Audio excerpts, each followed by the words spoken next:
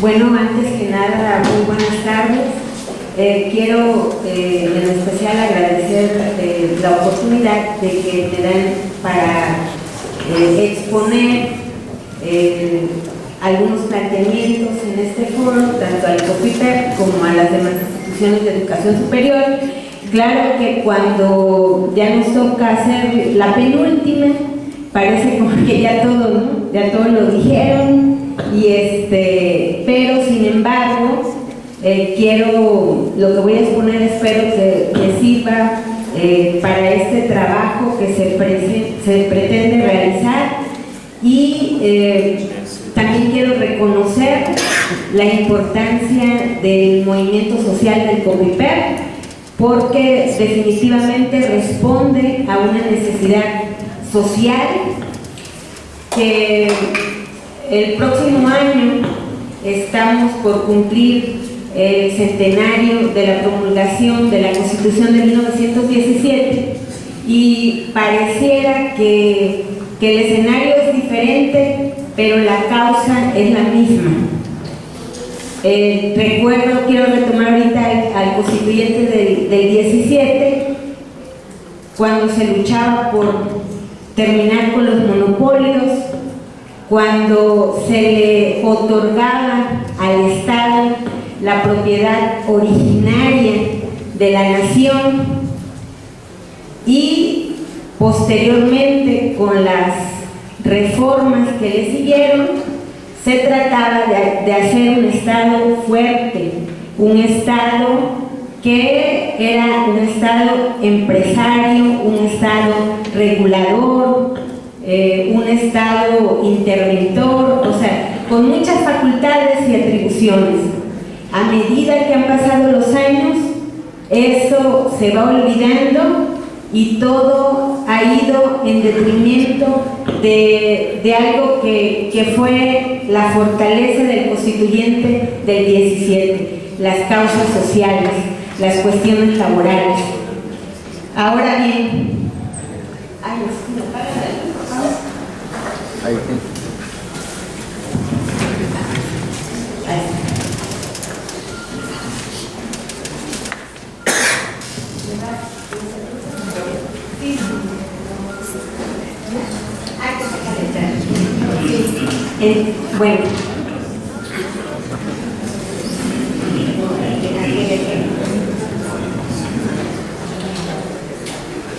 bueno, este movimiento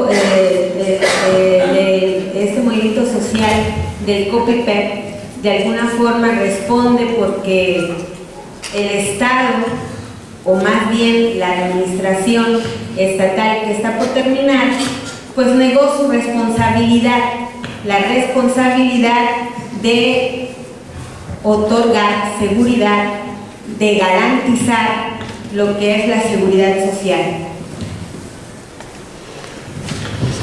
Entre los temas teníamos los principios rectores de la política social. Creo yo que nosotros actualmente contamos con una constitución que a lo mejor no la queremos o no la volteamos a ver, la Constitución Federal. La Constitución Federal tiene innumerables reformas que de alguna manera dirigen o establecen esa política pública,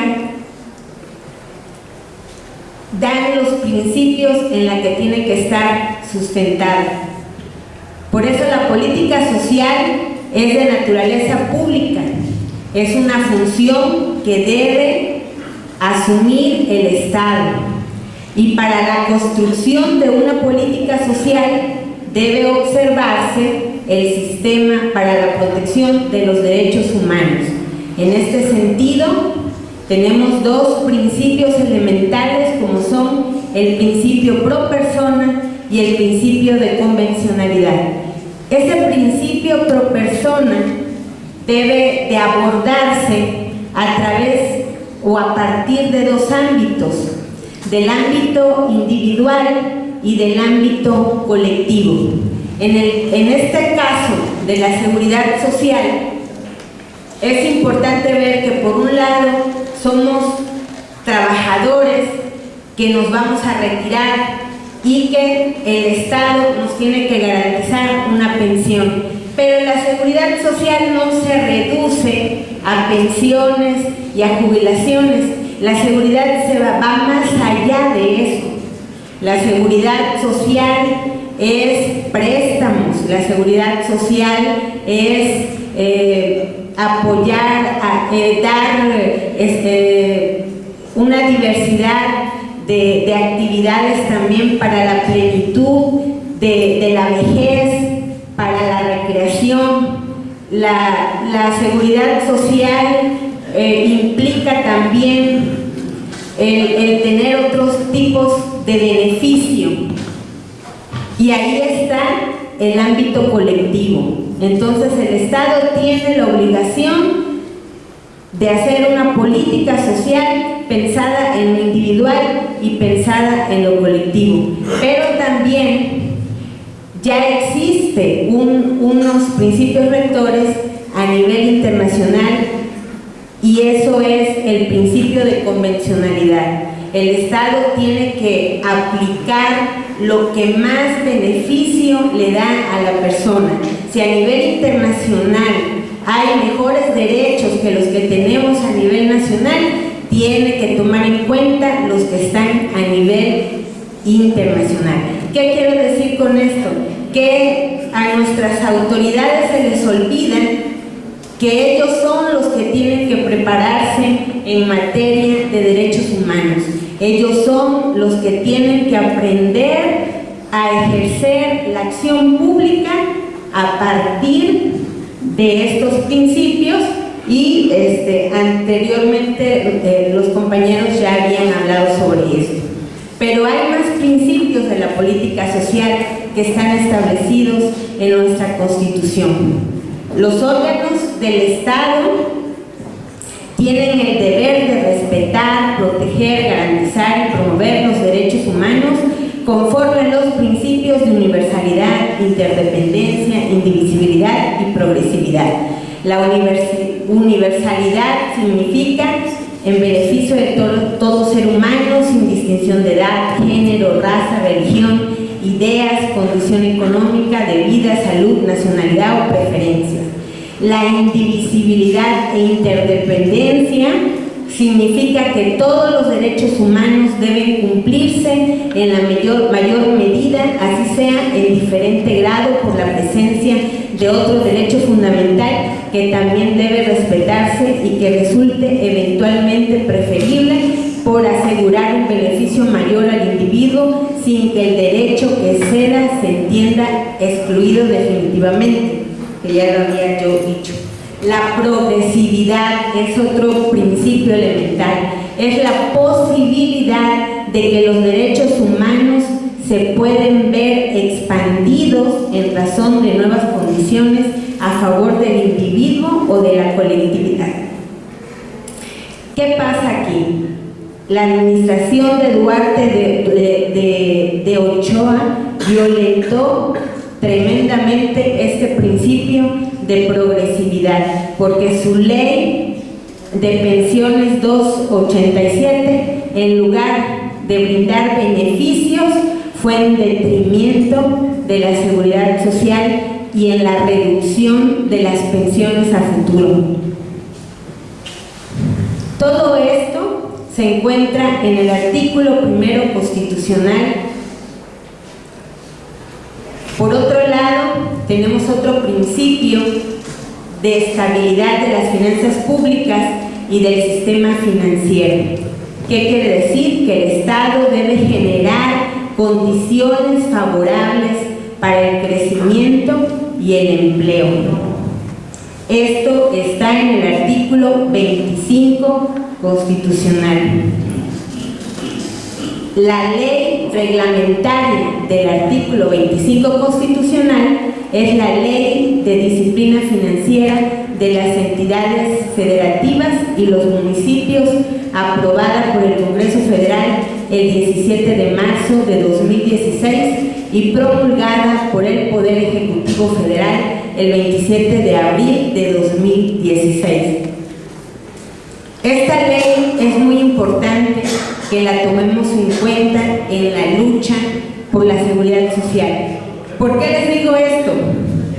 Porque esta ley lo que pretende, en principio esta ley surge porque los partidos políticos a nivel nacional, al ver el contexto en que se encuentran las entidades federativas, de que existen deudas por parte de las entidades federativas, cada vez han comprometido más los recursos federales que la federación destina a las entidades, y por tanto también están en una situación que los está conduciendo a la quiebra. Se les ocurrió que la federación tenía que ejercer un control, es decir, está aplicando a través de esa ley una política centralista que atenta también contra la autonomía de las entidades federativas. Pero esto es producto ¿a qué? A que han existido funcionarios corruptos, funcionarios que han saqueado las arcas públicas, como Duarte de Ochoa y otros por el estilo. Entonces, esta ley persigue que las finanzas públicas locales sean sostenibles, exista una disciplina financiera, es decir, yo te voy a decir qué vas a hacer con tu dinero que recibas o cómo lo vas a emplear. Un uso responsable de la deuda pública, es decir, que no te endeudes más de lo que no tienes. Y pretende el fortalecimiento de la transparencia y rendición de cuentas. De hecho, el artículo 16 señala: el Ejecutivo de la entidad federativa, por conducto de la Secretaría de Finanzas o su equivalente, realizará una estimación del impacto presupuestario de las iniciativas de ley o decretos que se presenten a la consideración de la legislatura local. Asimismo, realizará estimaciones sobre el impacto presupuestario de las disposiciones administrativas que impliquen costos para su implementación. Todo proyecto de ley o decreto que sea sometido a votación del Pleno de la legislatura local deberá incluir en su dictamen correspondiente una estimación sobre el impacto presupuestario del proyecto. ¿Qué quiere decir con esto? Que la propuesta que se pretenda presentar al nuevo Congreso tiene que llevar forzosamente un impacto presupuestario. Es decir, que no únicamente van a bastar las ideas de transformar al IPE, las ideas de aterrizar todo esto en preceptos normativos, sino que el gobierno federal quiere saber cuánto te va a costar eso, cuánto te va a costar la implementación de esa reforma. Ahora bien, continúa diciendo ese artículo: la aprobación y ejecución de nuevas obligaciones financieras derivadas de la legislación local se realizará en el marco del principio de balance presupuestario sostenible, por lo cual se sujetarán a la capacidad financiera de la entidad federativa. Es decir, que esa protección y esa garantía de los derechos humanos me la está restringiendo también con esta ley de disciplina financiera, porque va a quedar sujeta a la capacidad financiera de la entidad federativa. ¿Y cuál es nuestra capacidad financiera? Realmente nadie la conoce en realidad. ¿Qué dice el cuarto transitorio de la Ley de Disciplina Financiera. Dice: las disposiciones relacionadas con el equilibrio presupuestario y la responsabilidad hacendaria de las entidades federativas a que se refiere el capítulo primero del título segundo de la Ley de Disciplina Financiera de las entidades federativas y los municipios entrarán en vigor para efectos del ejercicio fiscal 2017 con las salvedades previstas en los transitorios quinto al noveno. De ahí, con este cuarto transitorio, Javier Duarte incurrió en varias irregularidades en sus propuestas de reforma, como son el impuesto a la nómina, la cuestión de las pacificaciones. Violentó este principio de equilibrio financiero porque estas reformas ya son para el ejercicio fiscal 2017. Entonces, aquí está la prueba de sus arbitrariedades. En primer lugar, se estipula que las iniciativas de ley de ingresos y el presupuesto de egresos de las entidades federativas deben cumplir ciertas características que se estipulan en el artículo 5. Ahora bien, toda reforma o toda iniciativa debe tener sustento en los planes de desarrollo a nivel estatal y nacional. Se regirán por objetivos, estrategias e indicadores de desempeño que sean cuantificables. Tomarán en cuenta para su elaboración los criterios generales de política económica que presenta la Secretaría de Hacienda y Crédito Público cuando se propone el proyecto de presupuesto de egresos de la Federación. De cada ejercicio fiscal ante la Cámara de Diputados, para que ambas iniciativas tengan concordancia con las finanzas nacionales y con los recursos federalizados no etiquetados que se recibirán durante el ejercicio del gasto siguiente. Incluirán la descripción de los riesgos relevantes para las finanzas públicas, tomando en cuenta los montos de deuda contingente.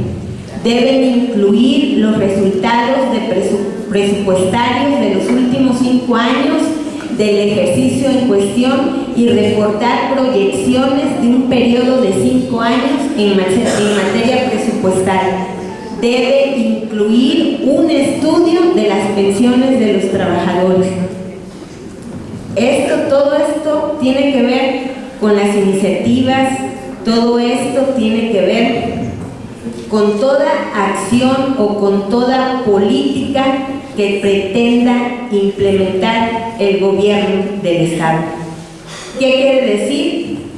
Que nuestras aspiraciones también están sujetas a las decisiones del gobierno federal. La ley considera una limitación para el gasto que se ejerce y se limita el crecimiento del gasto en nómina o servicios personales para el ejercicio fiscal del periodo siguiente. ¿Qué quiere decir con esto? Lamentablemente, esta ley lo que pretende es que el Estado cada vez disminuya su gasto corriente, y dentro del gasto corriente se encuentran los servicios personales, que son los empleos. Son situaciones que para un sistema solidario esta ley no le beneficia. Entonces, eso es lo que tenemos que ponernos a pensar. El contexto de esta ley que atenta contra el régimen solidario de las pensiones. O sea, lo que se pretende es reduce tu nómina. Dice, el gasto en servicios personales o gasto en nómina podrá crecer en el porcentaje mínimo que resulte del 3% real y el crecimiento del Producto Interno Bruto, PIB real del año siguiente. En caso de que se presente una caída en el PIB real, el crecimiento en términos reales del capítulo de servicios personales deberá ser cero. La excepción para que una entidad federativa tenga que cumplir con la regla anterior es cuando el gasto en servicios personales tenga como propósito el implementar una ley o reforma de carácter federal. ¿Qué quiere decir? Que nosotros no podemos hacer nada. Todo es lo que nos dicte la federación. La asignación global de gasto aprobado para ejecutarse en nómina o servicios personales en el presupuesto de egresos no podrá incrementarse en el ejercicio fiscal correspondiente. Es decir, que si ya me aprobó ahorita el Congreso un presupuesto, para el siguiente año, a medio año, yo no puedo decir voy a abrir plazas o voy a otorgar bases. ¿Por qué? Porque no me fue aprobado al inicio. El ahorro que se genere por racionalizar el gasto corriente, así como los ahorros financieros que se generen por concepto de otros rubros, deben destinarse a corregir balances presupuestarios negativos y después para programas prioritarios. Cuando los ingresos disponibles sean más que los que se presupuestaron, cuando menos el 50%, deberá utilizarse para amortizar la deuda. ADEFAS, que son adeudos de ejercicios fiscales anteriores, pasivos y obligaciones, así como para fondos de desastres naturales y pensiones. Aquí, ¿qué quiere decir? Que si al Estado le sobra dinero, es cuando nos va a dar para las pensiones, para el déficit de las pensiones, pero es si le sobra dinero, pero antes de las pensiones está la deuda que tienen y los pasivos. Ahora bien, ya los compañeros coincidieron en la creación de un organismo público autónomo. A ver, aquí. Dice, voy a seguir. En el artículo 15 de la misma Ley de Disciplina Financiera se establece que, por el contrario, en caso de que se tenga un menor ingreso de lo que se haya presupuestado en el presupuesto de egresos y en la ley de ingresos de la entidad federativa, se deberá de hacer un ajuste al gasto en el siguiente orden. Es decir, que si hay un déficit por parte del Estado, lo que el Estado va a recortar va a ser recurso destinado a comunicación social, lo que yo les decía, recurso destinado al gasto corriente que no sea un subsidio directo.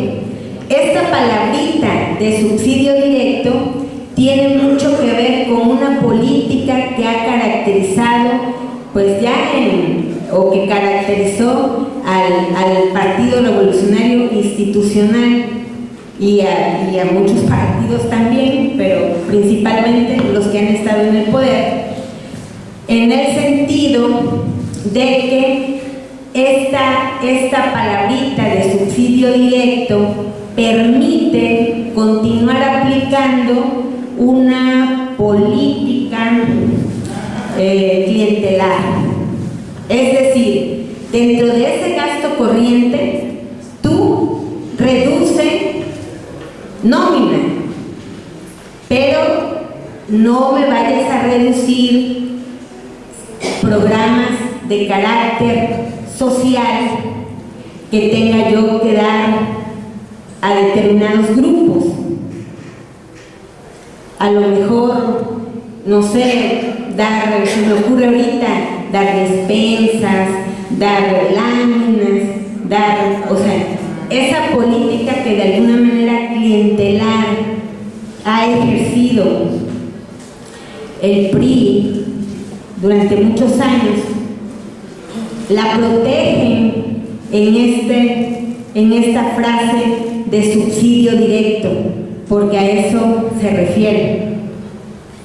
Ahora bien, también puede reducir percepciones extraordinarias de servicios personales.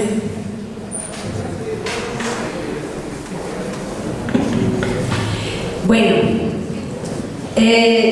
creo que la ley de disciplina financiera no nos aporta mucho en la defensa de la seguridad social en las entidades.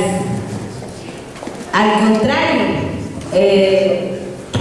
dificulta un poco más el poder garantizar la seguridad social. Pero quisiera yo un poco como describir cómo es el Instituto de Pensiones ahorita. O sea, ¿por qué el gobierno ha tenido injerencia en el Instituto de Pensiones? ¿Por qué el gobierno ha podido saquearlo? Creo que eso es algo muy importante que debemos de tomar en cuenta, porque, por ejemplo, nosotros podemos hacer señalamientos, las administraciones no lo han procurado, eso es cierto, han renunciado a la obligación estatal de garantizar la seguridad social, pero la estructura en que está constituida o en que está constituido el IPE permite que el gobierno lo haga. ¿Por qué? Porque en principio el Instituto de Pensiones es un órgano descentralizado. Al ser un órgano descentralizado, pertenece a la administración pública paraestatal. Si bien es cierto, no pertenece a la administración pública centralizada, que depende directamente del Poder Ejecutivo, sí pertenece a la administración pública en un sentido amplio, es decir, que el Ejecutivo tiene injerencia de manera indirecta. Por eso es que el Ejecutivo nombra al presidente al presidente del Consejo Directivo. O sea, ¿por qué? Porque es un organismo descentralizado y esa facultad del gobernador está en una ley muy importante, que es la Ley Orgánica del Poder Ejecutivo. Ahí está claramente especificado cómo se debe estructurar un organismo descentralizado y las facultades que tiene el gobernador, es decir, la relación que debe tener el gobernador con ese organismo público. Por eso es que el gobernador tiene injerencia, es decir, la propia naturaleza jurídica del Instituto de Pensiones lo permite. Vamos a ver sus características de acuerdo a la ley actual. De acuerdo a la ley actual, tiene autonomía de gestión, no tiene autonomía plena. ¿Por qué? Porque los organismos descentralizados así son. Esa autonomía de gestión lo único que le permite al IPE es cumplir con sus atribuciones que le da la ley como organismo descentralizado. Efectivamente, puede tomar ciertas decisiones, puede tener cierta autonomía en las tomas de decisiones, pero no pasa de ahí. O sea, y aquí vemos que, por ejemplo, el IPE, si nos damos cuenta en qué se convirtió, el IPE no tiene una burocracia especializada. El IPE no supo aprovechar su patrimonio público. El IPE ni siquiera fue un buen pagador, o ni siquiera ha sido, un buen pagador. ¿Por qué? Porque el dinero no lo manejan, es la Secretaría de Finanzas. Pero aparte también no fue un buen gestor, porque no pudo o no puede hacer que esas pensiones o jubilaciones lleguen a tiempo a los bolsillos de las personas que están en retiro. Aparte, tampoco ha hecho nada ni gestionado nada para lograr que tanto jubilados, pensionados y trabajadores en activo puedan tener ciertos beneficios que otorga la Seguridad Social. Los créditos llegan retardados o los niegan, etcétera, ¿no? No hay lugares de esparcimiento, no hay lugares de recreación. Entonces, el IPE ha tenido una actividad tremendamente pasiva. Bueno, entonces la descentralización implica un modo de organización administrativa, pero no política. La autonomía de gestión podría entenderse a partir del ejercicio de las atribuciones y la toma de decisiones de los organismos descentralizados encaminados al cumplimiento de sus objetivos. Sus órganos directivos deben integrarlos personas ligadas a la administración central, aunque no operan una relación de jerarquía, continúan subordinados a la administración centralizada en forma indirecta. Es decir, los directivos dependen de la administración central. Pero bueno, como ya se acaba el tiempo, yo quisiera de alguna manera plantear la propuesta.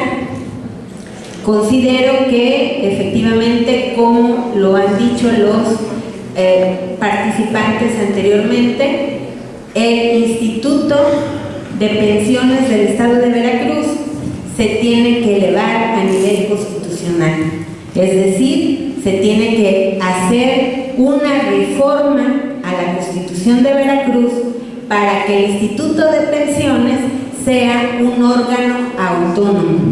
Esto lo permite la propia naturaleza del Estado contemporáneo o del Estado mexicano, y es ser un Estado regulador, y de alguna manera este modelo de diseño estatal que está insertado en la Constitución Federal nos está permitiendo que las entidades a su vez puedan construir o implementar los órganos autónomos que sean necesarios para el desarrollo de sus actividades especiales. ¿Qué quiere decir esto? Hay que separar algo que es muy importante, pero a la vez no. Nosotros estamos inconformes con quienes de alguna manera han encabezado los gobiernos que han hecho que el IPE quiebre o vaya para allá, para la quiebra. Pero el Estado es una estructura, es una organización política. El Estado es una cosa muy distinta, y el Estado cobra vida en la Constitución. Entonces, para esto, yo quisiera describir lo que es un órgano autónomo del Estado. Su misión es atender necesidades torales tanto del Estado como de la sociedad en general. Deben estar establecidos en la Constitución, establecer relaciones de coordinación con los otros órganos de gobierno, y deben contar con una autonomía e independencia funcional y financiera. Deben atender funciones primarias u originarias del Estado que requieran ser eficazmente atendidas en beneficio de la sociedad. Esto yo no lo digo, esto ya está en la jurisprudencia. Esto ya está publicado en el semanario judicial de la Federación. Hay muchas jurisprudencias en torno a los órganos autónomos del Estado. El artículo 67 es el que se debería de modificar, el artículo 67 de la Constitución local. Ahí se establece el capítulo correspondiente a los órganos autónomos del Estado y dice: conforme a esta Constitución y la ley, los organismos autónomos del Estado contarán con personalidad jurídica y patrimonio propios. Tendrán autonomía técnica, presupuestal, de gestión y para emitir las reglas conforme a las cuales sistematizarán la información bajo su resguardo y solo podrán ser fiscalizados por el Congreso del Estado.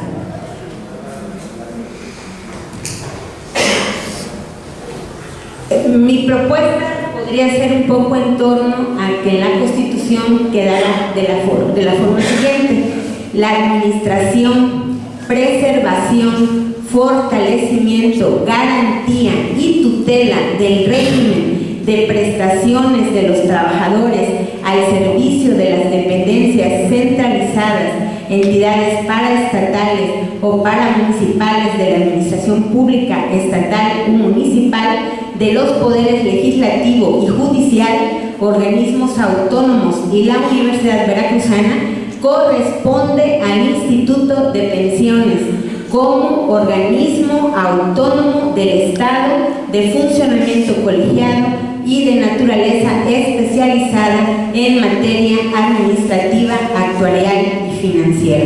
Y ya nada más para concluir esto, claro, eso es una idea todavía vaga que tiene que trabajarse, pero a partir de aquí cambiaría la estructura del Instituto de Pensiones, ciudadanizándose a través de un consejo de vigilancia y también a través de un área de proyectos de inversión. ¿Qué quiere decir? Que tenemos un poco que reflexionar sobre ahora sí que el patrimonio del IPE se conforma de esta aportación tripartita que dan los que ahorita llaman patrones, las cuotas de los trabajadores y las aportaciones que da el Estado. Entonces, en este sentido, tendríamos que ir pensando en esos proyectos de inversión y tiene que haber un área específica del IPE para que pueda planear esa política. ¿Por qué le llamo esta coordinación de proyectos de inversión? Porque aquí ya estoy aplicando o ya me estoy ajustando a la ley de disciplina financiera, que está obligando a que el Estado tenga un área de proyectos de inversión. ¿Para qué? Para que pueda generar recursos y pueda salir de las deudas y de todos estos pasivos que tienen las entidades federativas. Creo que hasta aquí es todo.